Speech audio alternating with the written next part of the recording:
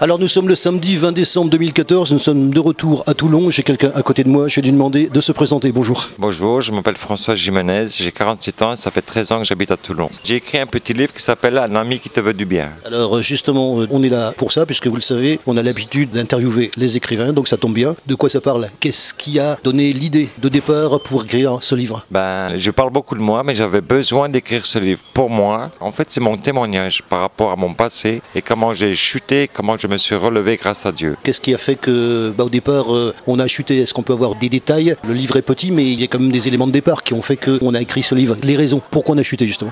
J'étais surtout dans le désespoir. J'ai fait beaucoup de choses qui me déplaisent encore aujourd'hui. Je suis devenu un marginal rapidement dans ma jeunesse. Drogue, alcool, cigarettes, les filles, le vol. J'ai brûlé des arrêts de bus et j'ai fait beaucoup de choses dans ma vie. Ensuite, mon père est décédé, ce qui m'a troublé. J'ai fait plusieurs tentatives de suicide parce qu'il me manquait. Et ensuite, comment je pourrais dire, grâce à Dieu, je m'en suis toujours sorti. Et par la suite, j'ai fréquenté un sorcier qui a essayé de me tuer plusieurs fois par rapport à l'occultisme. Mais j'ai toujours eu cet instinct de survie. Je suis tombé gravement malade et à chaque fois, je me suis accroché à mon salut, quoi.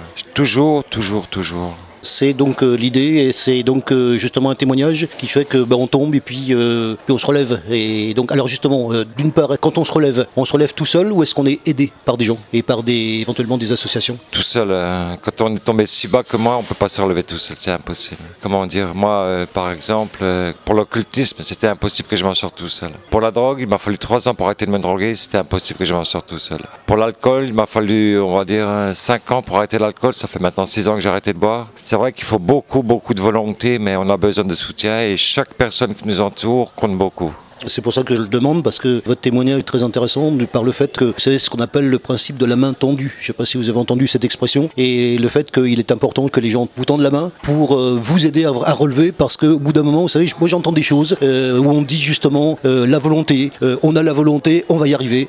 Vous êtes la preuve, et moi je suis très heureux de vous rencontrer et d'avoir un témoignage comme celui-là, parce que vous êtes la preuve que c'est pas vrai. Hein, la volonté, quelquefois, ça ne suffit pas. Ah ouais. Eh oui, ça ne suffit pas, la volonté, on a besoin de s'accrocher à quelque chose. Moi, je me suis accroché à ma famille, je me suis accroché aussi beaucoup à l'église, beaucoup à Dieu, parce que je suis croyant. Depuis toujours, j'étais croyant. Mais la volonté ne suffit pas. Il faut aussi parfois passer par l'hôpital. Il faut aussi parfois compter sur les autres. Il faut vraiment apprendre à compter sur les autres. Parce que tout seul, on ne peut pas y arriver. Malgré tout, il faut la volonté, mais ça ne suffit pas. Il faut aussi la force. Et la force, il faut la puiser à l'intérieur de soi. Et il faut toujours regarder plus loin. Alors, on va revenir à la famille. Durant le parcours, quelle a été son aide et un réconfort peut-être? C'est moi qui ai abandonné ma famille. Ma famille a attendu que je revienne. Ma mère avait toujours la porte ouverte pour moi. Toujours la porte ouverte de sa maison. Et je suis revenu plusieurs fois chez moi. Et on peut dire qu'elle m'a toujours accueilli dans les larmes, beaucoup dans les larmes. Elle m'a accueilli. Aujourd'hui, elle est fière de moi. Elle m'a dit, il y a quelques années, elle m'a dit, tu es la couronne de ma famille, elle m'a dit. Avant, elle me disait que j'étais vraiment quelqu'un d'autre, Dieu. Mais j'ai vraiment changé. On peut changer. Tout le monde peut changer, mais pas tout seul. Est-ce qu'il y a des associations connues qui vous ont aidé? Des associations, oui. Il y a Emmaüs qui m'a aidé, l'association Emmaüs qui m'a aidé. Il y a le Secours catholique qui m'a aidé. Mon église qui m'a aidé, qui fait partie aussi d'une association qui s'appelle Un enfant, une vie. Et d'autres associations, mais je me souviens plus des noms. C'est bien déjà, voilà. Alors maintenant, comment ça va?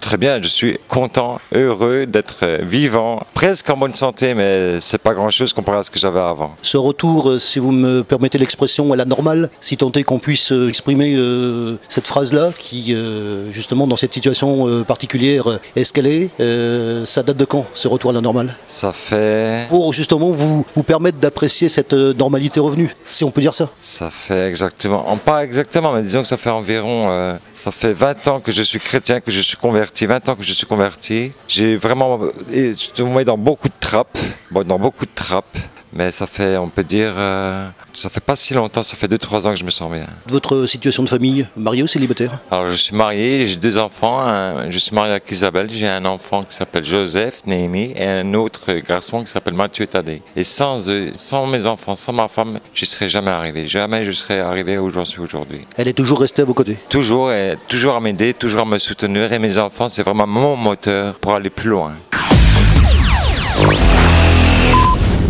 Alors nous sommes le samedi 20 décembre 2014, nous sommes de retour à Toulon, j'ai quelqu'un à côté de moi, je vais lui demander de se présenter, bonjour. Bonjour Philippe, Boris Toiti, 23 ans, éditeur livre en scène. Heureux de vous accueillir à nouveau puisque ensemble, on va d'abord parler de ça, on avait accueilli ensemble François Trucy, merveilleux souvenir quand même. Oh bah, très bon souvenir, et pas qu'un souvenir puisque François, quelqu'un que j'apprécie énormément, on travaille ensemble sur d'autres projets qui sortiront dans les mois, dans les années à venir, un travail régulier qui va continuer avec Livre en scène. Qu'on a revu d'ailleurs à la fête du livre. Alors justement, on va d'abord parler de votre association, donc Livre en scène, heureux de vous accueillir donc ici au micro, puisque vous savez, on est là pour vous donner la parole, hein. Je pense que vous le savez. Tout à fait, donc bon, Livre en scène est une association qui a été créée il y a maintenant 3 ans. Nous avons commencé avec l'édition d'un ouvrage inédit de George Sand qui s'appelait Le voyage dit du midi, qui est son journal intime lorsqu'elle était installée à Tamaris de février à mai 1861. Puis, fort de ce premier succès, nous avons continué avec George Sand, toujours, association sénoise oblige, réédition de l'ouvrage Tamaris,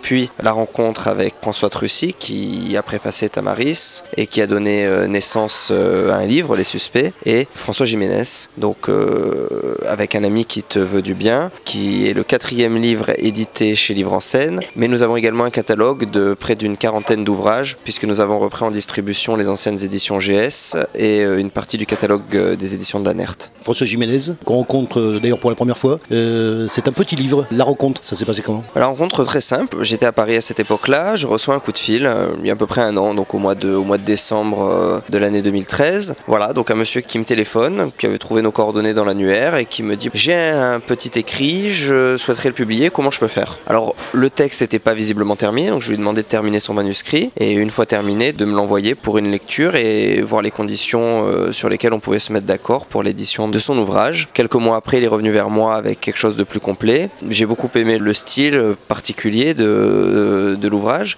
Et puis on s'est rencontrés, on est tombé d'accord sur des conditions d'édition et puis on a mis en marche le processus d'édition, encore une fois, de travail, de choix du format, du papier, de la couverture, enfin bon, tout le travail, tout le projet éditorial autour de son ouvrage, Un ami qui te veut du bien, qui est sorti il y a 2 mois dans toutes les bonnes librairies de l'ère toulonnaise et chez Livre en scène. Moi je reviens à la question, au niveau de l'histoire, hein, il y a forcément quelque chose qui accroche pour déjà de donner envie de l'éditer. Oui bien sûr, il y a quand même un parcours qui est exceptionnel, un parcours particulier, un récit voilà, qui nous entraîne à travers toute l'Europe. On découvre vraiment le portrait d'un homme solitaire qui est, oui je pourrais dire, voilà, en proie à ses démons.